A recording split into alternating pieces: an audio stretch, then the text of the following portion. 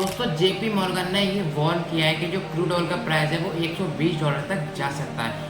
अभी आप अगर क्रूड ऑयल का प्राइस देखोगे तो $72.8 तक ये जो है अभी ट्रेड कर रहा है। अब यहाँ से क्रूड ऑयल $120 तक अगर पहुँचता है तो कितना परसेंटेज बढ़ेगा, तो 62% आप देख सकते हो क्रूड ऑयल जो है यहाँ से बढ़ सकता है। वैन मुझे नहीं लगता कि क्रूड ऑयल 62% बढ़ सकता है, बहुत डिफिकल्ट है। अगर बाई चांस 62% बढ़ गया तो यहाँ पर जो है शेयर मार्केट बहुत बुरे क्रैश कर जाएंगे। अब क्यों कर जाएंगे, क्योंकि जो कंपनियों का मुनाफा होगा ना वो भी ऑब्वियसली बातें कम हो जाएगा।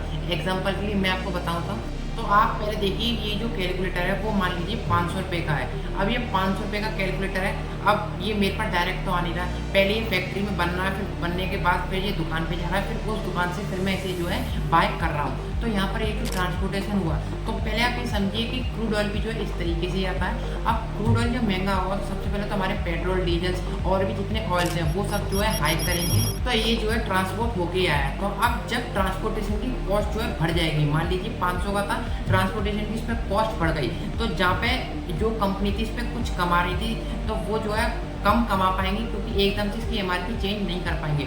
और जहाँ पे कंपनी का मुनाफा कम होगा वहाँ पे जो है शेयर मार्केट और वैसे गिरने लगेगा। अब ईरान का साथ जो है चाइना और रशिया दे सकता है, और जो इजराइल है उसका तो जो है अमेरिका पहले से साथ दे रहा है। अगर हम यहाँ पे चीज़ें इंटेंसिफाई होती हैं तो जो ईरान है स्ट्रेट ऑफ हॉर्मुज को कंट्रोल करता है, और ये जो लोकेशन आप देख रहे हैं बहुत ही स्ट्रेटेजिक लोकेशन है।